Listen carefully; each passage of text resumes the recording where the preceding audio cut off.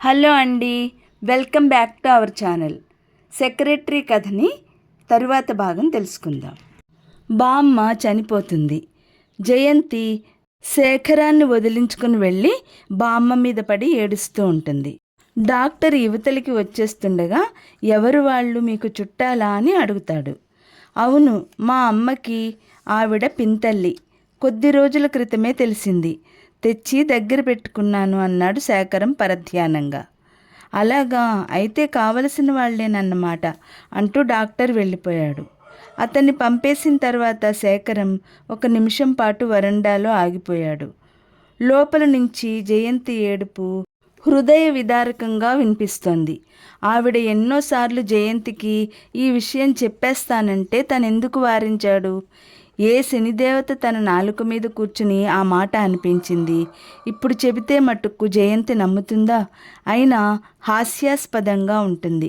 అసలే అనుకోకుండా జరిగిన 1-2 సంఘటనలతో జయంతికి తన మీద నమ్మకం పోయింది. బంధుత్వం ద్వారా కాకుండా తన వ్యక్తిత్వం ద్వారా ఆమెకు దగ్గరవ్వాలని ఆశించాడు. శేఖరం మెల్లగా లోపలికి వచ్చాడు. బామ్మగారి శవాన్ని చూసేసరికి అతని కళ్ళ నిండా నీళ్లు తిరిగాయి. జయంతికి ఆ సుస్థి రాకపోతే ఈ బంధుత్వమే తెలిసేది కాదు. ఈ కొద్ది రోజుల్లో మాతృత్వంలోని మధురిమని, నా అనేవాళ్ళు చూపించే ఆప్యాయతని చవిచూశాడు. జయంతికి ఇష్టం ఉన్నా లేకపోయినా ఈ క్షణం నుంచి తన బాధ్యత నాది అనుకున్నాడు. శేఖరం జయంతితో, నువ్వు ధైర్యంగా ఉండాలి. శేఖరం జయంతి తలను దగ్గరకు తీసుకుని గుండెలకు హత్తుకున్నాడు. ఏం చెప్పటానికి అతనికి కూడా మాటలు పెగలడం లేదు. జయంతి పైకి ఏడుస్తోంది, అతను మనసులో ఏడుస్తున్నాడు. అంతే భేదం. బామ్మ, ఇది నిజం కాదని చెప్పండి, ఇంకో డాక్టర్కి చూపించండి, అతని గుండెలకు అంటుకుపోయిన జయంతి వెక్కుతూ అంది. ఓ గంట క్రితం ఎవరైతే తనని నిర్లక్ష్యంగా చూస్తున్నారని భుజాల మీద సూదితో గుచ్చి బాధ పెట్టాలనుకుందో అతనే ఇప్పుడు 2 చేతులు పెనవేసి ధైర్యం చెబుతున్నట్టు పొదివి పట్టుకున్నాడని జయంతికి తెలియలేదు, గుర్తు రాలేదు. బామ్మగారి దహన క్రియలు పూర్తయ్యాయి. ఆవిడ పోయిందనే వార్త అందరికీ, ముఖ్యంగా వనితా విహార్ వాళ్ళకి ఆశనిపాతంలా తగిలింది. ఈ మరణంతో దిక్కులేని జయంతి శేఖరానికి మరింత దగ్గరైపోతుందని వాళ్ళ భయం. ఇప్పుడేమిటి చేయడం అంది మిస్సెస్ కరుణాకరం. మనం వెళ్ళి చూసి వద్దాం, మెల్లగా ఆ పిల్లను మనలో కలుపుకోవడం మంచిది అంది రేఖారాణి. మిస్సెస్ కరుణాకరం సరేనంది. ఎవరికి వారే స్వార్థంగా ఆలోచించుకుంటూ వాళ్ళందరూ ముగ్గురు కలిసి శేఖరం ఇంటికి వెళ్ళారు. అదృష్టవశాత్తు శేఖరం ఇంట్లో లేడు. జయంతి దగ్గర సునంద, శివరాం ఉన్నారు. వాళ్ళని చూస్తూనే జయంతి కళ్ళు వెడల్పయ్యాయి.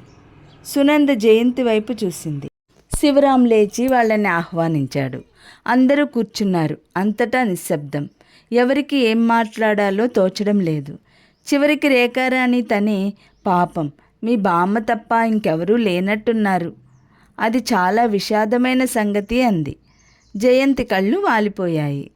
అసలు గుండె జబ్బని మాట మాత్రం మాకెవరికి తెలిసినా ఎవరినైనా మంచి డాక్టర్కి చూపించేవాళ్ళం. మా చుట్టాల్లోనే గుండెకి సంబంధించిన స్పెషలిస్ట్ ఒక ఆయన ఉన్నాడు అంది కరుణాకర్. అందరూ తలొక మాట మాట్లాడి చాలా టైం అయిందని లేచి వెళ్ళబోతూ తప్పకుండా వచ్చి వాళ్ళందరితో కలవమని ఇంకోసారి గట్టిగా చెప్పి వెళ్ళిపోయారు.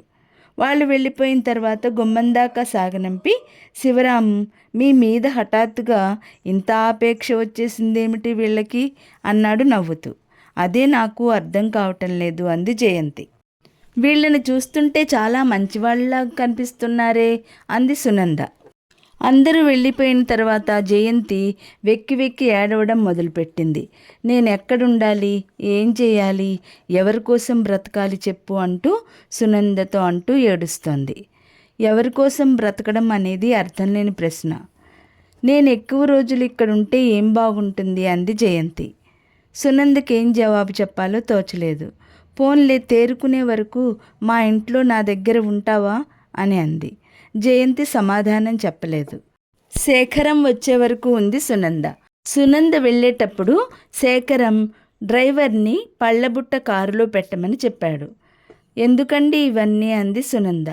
నా తృప్తి కోసం నేనేదో ఇస్తుంటాను, దాన్ని మీరు కాదనకూడదు. పిల్లలకి మామయ్య పంపాడని చెప్పండి అన్నాడు. కారు వెళ్ళిపోయింది. శేఖరన్ లోపలికి వచ్చాడు.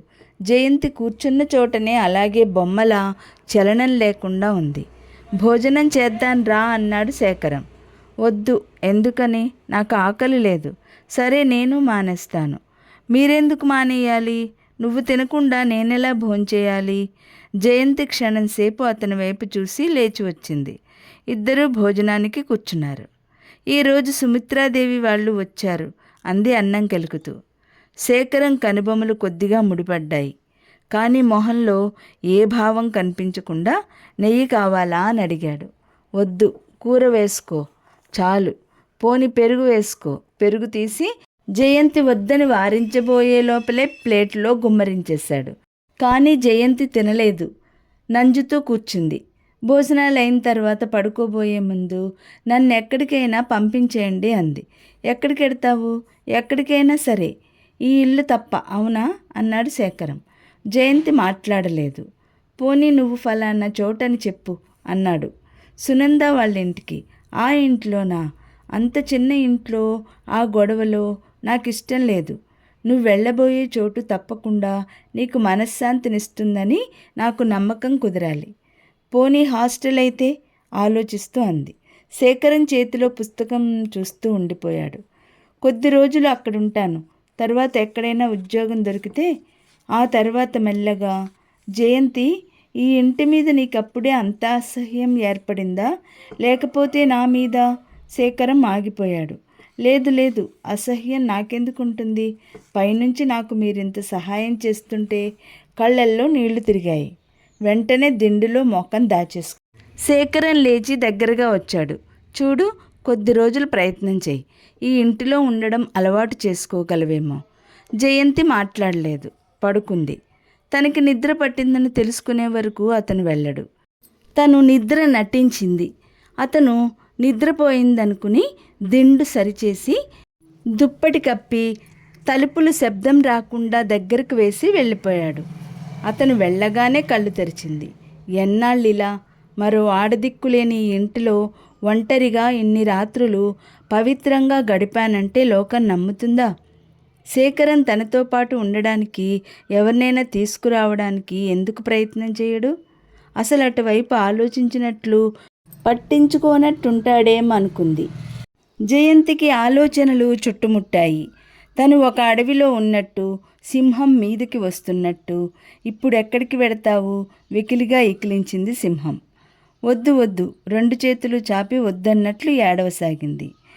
తను అఘాతంలో పడిపోతున్నట్టు కలగంటోంది. పడిపోకుండా ఎవరో బలంగా పట్టుకున్నారు. జయంతి ఈసారి మరింత బిగ్గరగా కెవ్వుమంది. ఏం జరిగిందో తర్వాత వీడియోలో తెలుసుకుందాం.